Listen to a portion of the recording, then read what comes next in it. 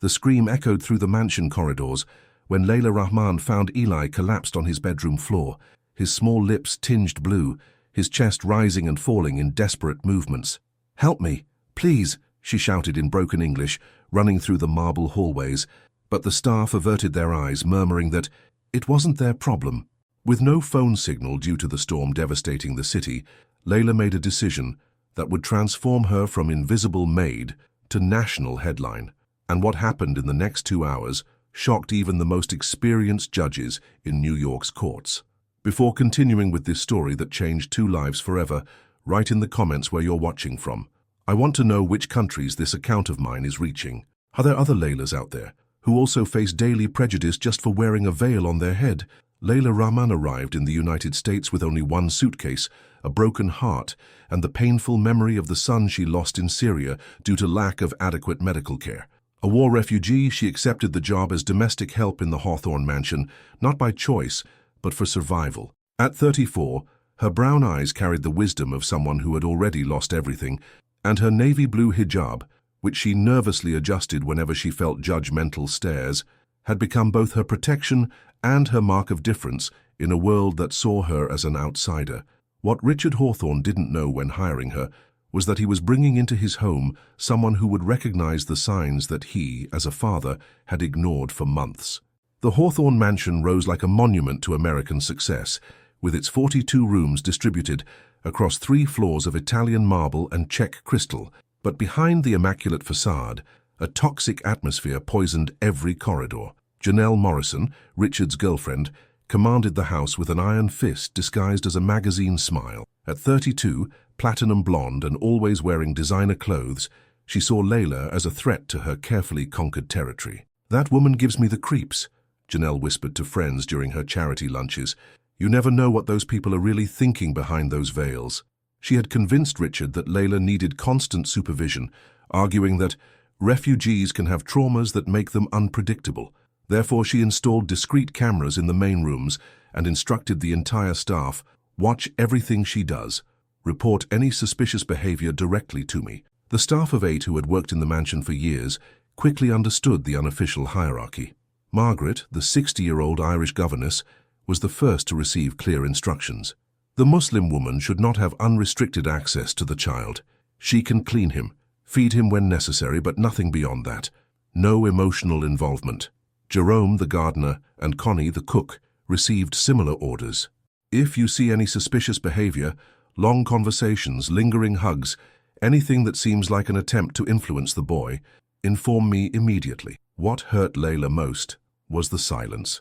In the first days, she tried to greet the other staff in hesitant English, offered extra help when she finished her tasks, even prepared traditional Arabic tea to share, but responses were always monosyllabic, looks distrustful, conversations that died when she approached.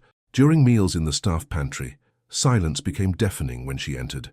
They had created an invisible wall around her, and she felt every brick of that barrier built with fear and prejudice. But worst of all were the specific rules about Eli. Janelle had made it clear that Layla shouldn't get attached to the boy, that her function was purely domestic. Children need stability, not confusing figures in their lives, she justified to Richard, who always agreed distractedly between one business call and another. The truth was that Janelle had perceived something that deeply bothered her, the way Eli's eyes lit up when he saw Layla, the way he looked for her when he felt unwell. This threatened the control she exercised over all aspects of life in the mansion, and Janelle Morrison would never allow her kingdom to be questioned by a veiled refugee. Despite all the imposed barriers, something magical happened whenever Layla and Eli were alone. The 9-year-old boy, with his disheveled brown hair and curious eyes, seemed to see through the veil of prejudices surrounding him and look directly into Layla's heart.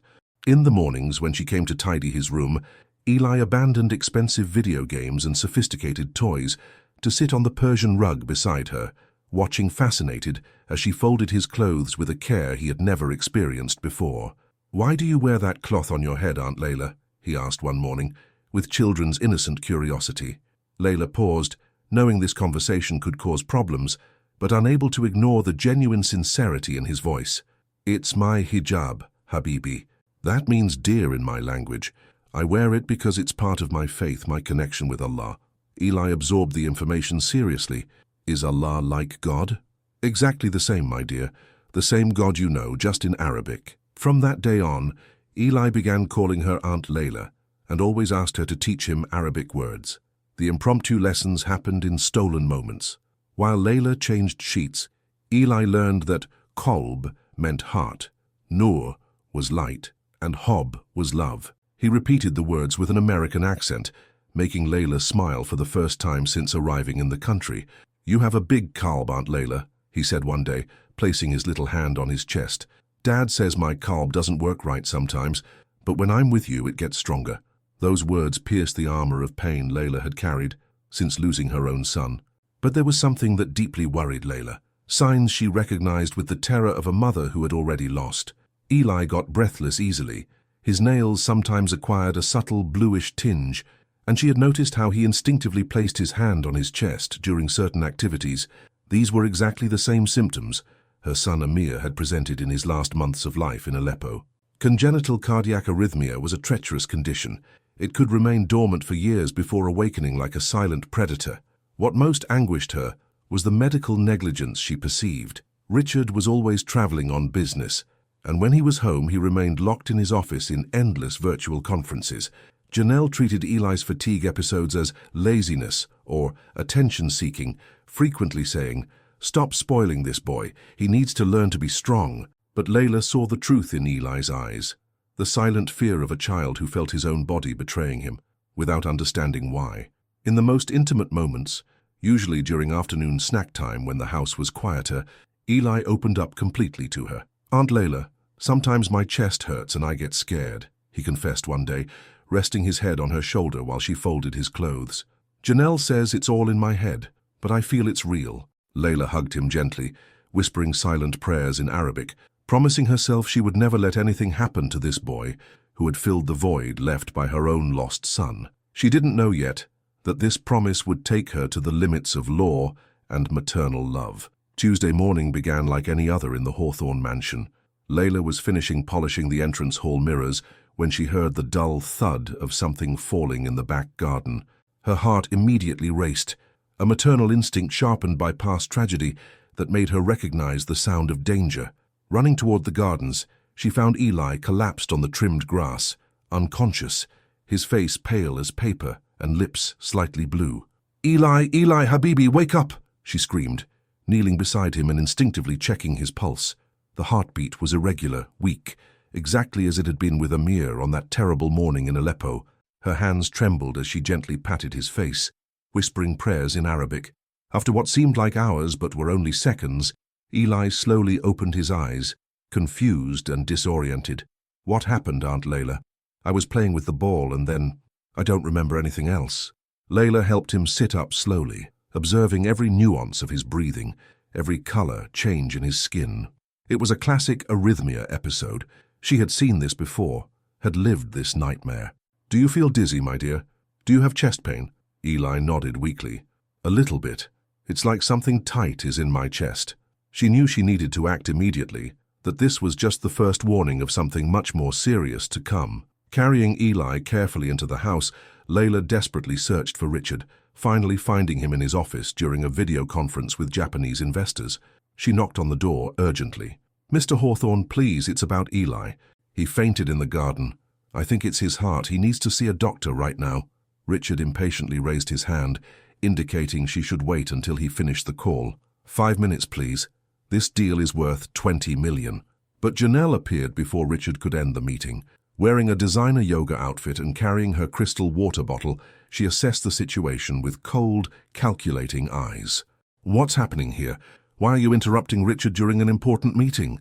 Layla tried to explain in her hesitant English. "Eli fainted, ma'am. I saw before with my son. It's the heart, needs doctor fast." Janelle laughed with disdain. "Oh, of course. The refugee medical expert is now diagnosing American children." "Janelle, please, this isn't a joke. He was unconscious, blue lips, weak pulse," Layla insisted, but was abruptly cut off. "Listen carefully, Layla," Janelle said, approaching with studied intimidation. "You're not a doctor, you're not family, and you definitely don't have the authority to create unnecessary panic in this house. Eli probably just over-exercised. Children faint all the time for silly reasons. She turned to Eli, who was sitting in the leather chair, still pale. You're fine, aren't you, dear? Just overdid it a bit while playing. Eli, confused and still feeling weak, nodded timidly under Janelle's intimidating gaze. Layla felt despair grow in her chest. This was exactly how it had started with Amir. Adults minimizing, doctors delaying until it was too late. Please, ma'am, I beg you, take him to the hospital just to check. I saw this before. You lost, because you were in a war zone with primitive medicine, Janelle interrupted cruelly. Here we have the world's best doctors, and they've already said Eli has a minor and controllable condition. I won't tolerate you projecting your traumas onto a healthy American child. Richard finally ended the call and approached, irritated by the interruption. Janelle immediately positioned herself between him and Layla.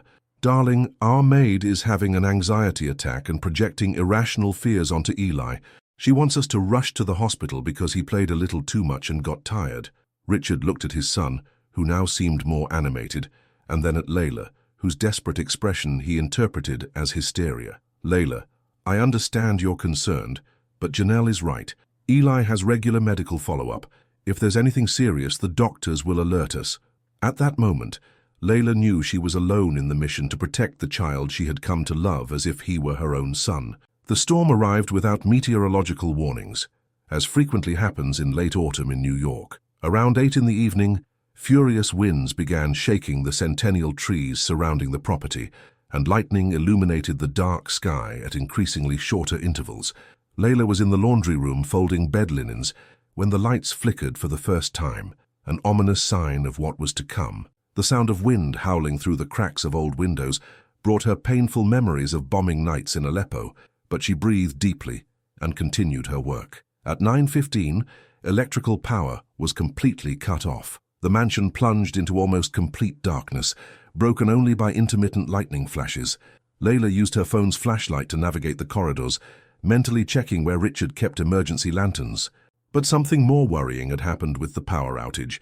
The house's communication system, including internet, landline phones, and even the cellular signal repeaters Richard had installed, had stopped working.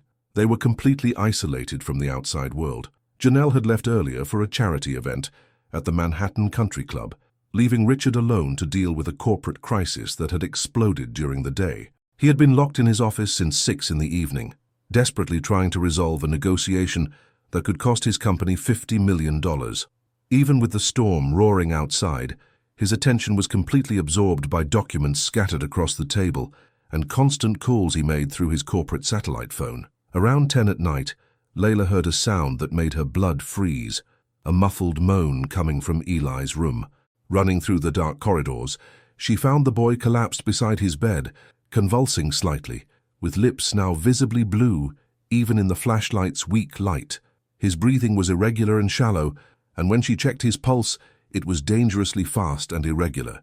It was exactly what she most feared, a severe cardiac crisis, probably triggered by the storm's stress. Eli, my love, stay with me, she whispered in Arabic, carefully taking him in her arms. The boy was semi-conscious, murmuring incoherent words, but she could clearly hear when he moaned, Aunt Layla, my chest, I can't breathe right. Every second was crucial. She knew crises like this could be fatal in minutes if they didn't receive immediate medical attention. Her maternal instincts and painful experience with Amir screamed that there was no time for protocols or hierarchies. Running toward Richard's office, she knocked on the door forcefully. Mr. Hawthorne, emergency. Eli is very sick. But Richard, in the middle of a tense negotiation via satellite phone, just shouted back, Not now, Layla. This can wait until morning. Desperate, she looked for other staff members. Margaret, the governess, had gone to sleep early, and when Layla woke her, she just mumbled sleepily, I can't help with medical issues. I'm not trained for this. Call the boss. Jerome, the gardener, was in the back annex, and when she managed to reach him, his response was even colder. Listen, woman, I take care of plants, not children, and I definitely don't get involved in family matters. If the boy is sick, it's his father's problem, not mine. Connie, the cook, wouldn't even open her quarters door. It's none of my business, she shouted through the locked door. I have orders not to get involved with the boy, especially when you're around. Returning to Eli's room with a heart broken by others' indifference, Layla found the boy even worse. His skin was taking on a greyish tone, and his breathing was becoming more laboured every minute. She knew, with the terrible certainty of a mother who had already lost a child to the same condition, that Eli would die that night if she didn't act immediately. All protocols, all social hierarchies, all legal consequences became irrelevant faced with the precious life ebbing away in her arms. It was time to break all rules to save the only thing that truly mattered. With Eli increasingly weak in her arms, Layla closed her eyes and whispered a prayer her mother had taught her in childhood. Man ahyaha faka anama ahya annasa jamian. Whoever saves a life is as if he saved all humanity. It was one of Islam's most sacred principles, and at that moment she knew Allah had placed that child in her path for a reason. All earthly consequences became irrelevant, faced with the divine commandment to preserve life. Carrying Eli carefully, she went down to the kitchen and took the sharpest knife she could find. Her hands trembled as she headed to Richard's office, the same place she cleaned daily but had never dared touch anything. The electronic lock had jammed with the power failure, but there was a manual backup lock. With desperate movements, she forced the blade into the slot until she heard the liberating click. Inside the office, illuminated only by storm lightning, she found the safe partially open. Richard had forgotten to close it completely amid the corporate crisis. Inside organized stacks of cash, she took what appeared to be $20,000, without counting, just estimating by volume. On the desk, the Tesla keys gleamed under lightning. "Forgive me, Lord," she murmured in Arabic, "but this child's life is worth more than any earthly property." Rain lashed the Tesla's windshield as Layla navigated New York's flooded streets, Eli unconscious in the passenger seat, wrapped in blankets. She had never driven such a sophisticated car, but desperation gave her competence she didn't know she possessed. La hawla wa la quwwata illa billah. There is no power except in Allah, she repeated like a mantra, her tears mixing with rain entering through the slightly open window. Mercy General Hospital was 20 minutes away under normal conditions. But with the storm and flooded streets, each traffic light seemed an eternity. Eli moaned softly occasionally, and each sound made her accelerate even more. "Stay with me, Habibi," she whispered, gently touching his pale face. "Aunt Layla is here. You'll be fine, inshallah." When they finally arrived at the hospital at 11:47 p.m., doctors ran to receive them. "Severe cardiac arrhythmia," Layla shouted in broken English while handing Eli to paramedics. "He has heart condition, was unconscious." Blue lips. Later, she would discover they arrived at the exact moment Eli's heart was entering total cardiac arrest. The emergency room at Mercy General Hospital pulsed with the typical chaotic energy of a stormy New York night. Layla Rahman remained seated in an uncomfortable plastic chair, her clothes still damp from the torrential rain, eyes fixed on the double doors through which Eli had disappeared in paramedics' arms 43 minutes earlier. Her hands trembled slightly, not from cold, but from adrenaline still coursing through her veins after the desperate race for the boy's life. She whispered prayers in Arabic, moving her lips almost imperceptibly. "Allahumma ashfi ili wa afini, Rabban atina fid dunya hasanatan wa fil akhirati hasanatan wa qina adhaban nar." O Allah, cure Eli, protect him and preserve him. Our Lord, grant us good in this life and good in the next life, and protect us from punishment of the fire. It was the prayer her mother had taught her when Amir was sick, the same words she had repeated uselessly on that terrible night in Aleppo. A nurse had passed 10 minutes before, briefly informing, "The boy is stable. Doctors are doing all necessary tests." But Layla knew that carefully neutral professional tone. It was the same Syrian doctors used when they didn't want to give false hope. She closed her eyes and tried to feel Eli's presence. Imagine his small heart fighting to find its natural rhythm again. That's when she heard heavy footsteps approaching. 2 NYPD police officers, their uniforms still dripping from external rain, walked directly toward her with serious, determined expressions. The taller one, a middle-aged white man with graying mustache, stopped before her while his partner, a younger black man, positioned himself to the side. "Mrs. Rahman?" asked the older officer, checking a small notepad. "Layla Rahman?" She nodded, heart beginning to accelerate again. Something in their posture told her they weren't there to ask about Eli. "Yes, that's me," she responded in her careful English, heavy with the Arabic accent that had become more pronounced under stress. "We need you to come with us, ma'am. There are formal complaints against you for theft, home invasion, and kidnapping of a minor." The words came from the officer's mouth with the bureaucratic coldness of someone who had made hundreds of similar arrests. Layla looked at them without fully understanding. The English words reached her like distorted echoes. Theft? Kidnapping? I don't understand, she murmured, slowly rising from the chair. I saved boy. Eli was dying. Heart stopped. I brought hospital. Her hands gestured involuntarily, trying to fill gaps her limited language left. Ma'am, the law doesn't allow civilians to take others' property, even in emergencies, explained the younger officer, his voice slightly gentler. And transporting a child without parental authorization constitutes kidnapping under New York state law. But he was going to die, Layla exclaimed, her voice rising for the first time. Several people in the waiting room turned to look. Nobody helped. Father wasn't there. Other staff said wasn't their problem. Tears began forming in her eyes. My son died like this in Syria. Couldn't let happen again. The older officer sighed, clearly uncomfortable with the situation, but maintained his professional posture. Ma'am, we understand your concern, but the law is the law. You need to come with us now. That's when she saw the handcuffs. Cold metal gleaming under fluorescent hospital lights. The reality of the situation finally hit her like a punch to the stomach. They were really arresting her. For saving a life. For acting when no one else acted. For being faithful to her faith's most sacred principles. Please, she whispered, automatically extending her wrists. Can I know how Eli is, if he's okay? I promised him I'd be here when he woke up.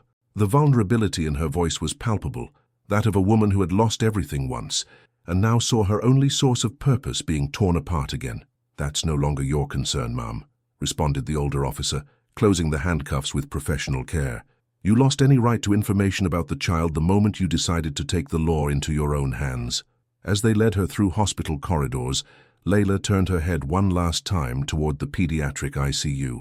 Somewhere behind those doors, Eli was fighting for his life, possibly wondering where his Aunt Layla was, why she wasn't there to hold his hand as she'd promised. Rain still fell when they left the hospital. Richard Hawthorne was arriving at that exact moment, driving his silver Mercedes-Benz erratically through the flooded parking lot. Even at a distance, Layla could see tension in his face, the way his hands gripped the steering wheel. Beside him, Janelle gestured animatedly, clearly feeding the anger radiating from him like heat. They crossed paths in the parking lot, the billionaire emerging from his luxury car and the refugee being led to the police cruiser. For a brief moment, their eyes met. In that instant, Layla saw not just anger in Richard's eyes, but something deeper and more disturbing, absolute disappointment, as if she had broken something sacred between them. "Richard!" Janelle shouted through the rain, pointing at Layla. "Look, they got her! I told you she was dangerous. Traumatized refugees can have completely unpredictable psychotic episodes." Richard stopped in the middle of the parking lot, rain soaking his $3,000 suit, his eyes fixed on Layla being placed in the cruiser's back seat. Janelle continued beside him, venomous, whispering in his ear, "You see, darling? I always knew she was dangerous. She obviously planned this for weeks. Pretended Eli was sick to have a perfect excuse to rob you and kidnap your son. It's exactly what these refugees do. Gain our trust and then attack when we lower our guard." Inside the cruiser, Layla watched through the rain-fogged window as Richard approached the officers. Even unable to hear his words through the glass and storm noise, she could see from body language that he was demanding information, making emphatic statements, gesturing toward her with what seemed like absolute anger. 15 minutes later, when the older officer returned to the car, he informed his partner, "The father wants her prosecuted to the full extent of the law. Home invasion, aggravated theft, kidnapping of a minor. He said she violated his trust in the worst possible way and wants an example made of her, so other refugees know they can't take advantage of American generosity." Layla closed her eyes and rested her head on the cruiser's cold plastic seat. The fact that Eli was alive and recovering in the ICU, the only goal that mattered to her, seemed completely secondary compared to the sense of personal betrayal Richard obviously felt. She had saved his son, but in his mind she was now a criminal who needed to be punished. As the cruiser moved away from the hospital through New York's flooded streets, Layla whispered one last prayer. "Allahumma a'inni ala dhikrika wa shukrika wa husni ibadatik." "O Allah, help me remember you, be grateful to you, and worship you in the best way." Because she knew that regardless of what happened to her now, she had fulfilled her most sacred duty as a Muslim and as a mother. She had preserved a precious human life, even if it cost her own freedom. The next morning's sun brought more than just light to New York City. It brought a media storm that would transform Layla Rahman from an anonymous refugee into one of America's most controversial names practically overnight. The first headline appeared in the New York Post at 6:47 a.m. Muslim maid invades billionaire's mansion and kidnaps child. The story spread like wildfire. By 8 a.m., the Daily News had published, Syrian refugee steals $20,000 in suspicious medical emergency, complete with a blurry photo of Layla being placed in the police cruiser. The New York Times, trying to maintain a more moderate tone, published, ethical questions arise in medical emergency case involving immigrant employee, but even their apparently neutral approach carried implications that painted Layla in questionable tones. But it was when the story hit social media that the real storm began. On Twitter, hashtags started trending at 9:30 a.m. Deport Layla quickly gained traction among nationalist and anti-immigration groups with tweets like, more proof refugees are a security threat. Deport Layla, America First Muslim threat. A conservative influencer with 2 million followers posted, typical terrorist pattern, infiltrate American homes, gain trust, then attack. How many more are out there waiting to act? Wake up, America. Comments were cruel and revealed society's deepest prejudices. Next step would be blowing up the house once it's always how it starts, wrote one user. Deport all these infiltrators before it's too late, declared another. She planned everything from day one. Pretend to care for the child, then kidnap him. Typical Muslim tactic, accused a third. Facebook pages dedicated to border protection shared the story with inflammatory comments. See what happens when we allow anyone into our country, posted a group with 500,000 members. This woman had total access to the home, finances, and child of an innocent American family. How many Richard Hawthornes are out there, blindly trusting people who might be planning to harm them? But something interesting began happening around noon. Support voices began emerging, creating a rival hashtag, #Justice for Layla. Dr. Michael Chen, pediatric cardiologist at Johns Hopkins Hospital, posted a detailed Twitter thread, 1-15. As a physician who treats cardiac arrhythmias in children daily, I need to clarify something about the Jaishan Layla Rahman case. The described symptoms, blue lips, unconsciousness, irregular pulse, indicate real medical emergency that can be fatal in minutes. Mothers across the country began defending Layla. I would do exactly the same thing if it were my child dying, posted Sarah Martinez from Phoenix. Any true mother would understand. Justice for Layla. Mothers United. Michelle Thompson from Chicago added, she lost her own son in Syria and saved another here. This is heroism, not crime. American Islamic organizations mobilized quickly. The Council on American Islamic Relations, CAIR, published a statement. Layla Rahman's actions exemplify Islam's highest values. The Quran says, whoever saves a life, it is as if he saved all humanity. This woman acted according to her faith and conscience to preserve human life. Imam Abdullah from Manhattan Islamic Mosque was interviewed by CNN at 3 p.m. In Islam, preserving human life is one of the 5 fundamental objectives of our religious law. When a life is in danger, certain ordinary rules can be suspended. Layla Rahman committed no crime. She fulfilled a sacred obligation. Immigration rights activists organized spontaneous protests in 6 cities. In Washington, D.C., about 200 people gathered in front of the Capitol carrying signs. Refugees save lives too. Layla is a hero. Faith over fear. Maria Gonzalez, executive director of the National Immigration Rights Center, declared, this case exposes how much our society is willing to criminalize acts of compassion when they come from people we consider others. But national division deepened each hour. Conservative radio programs dedicated entire segments to the case. This is exactly what I've been warning about for years, declared a popular host. Unassimilated refugees bringing their own interpretations of law, deciding for themselves when American rules apply or not. It's a very dangerous precedent. National television networks began covering the story on evening news. Fox News presented the case as open borders, closed consequences, the danger of inadequate refugee oversight. MSNBC counter-programmed with criminalized heroism when saving lives becomes crime. CNN tried maintaining neutrality with medical emergency generates complex legal and ethical questions. By 11 p.m., Case-related hashtags occupied 4 of the 10 national trending topics on Twitter.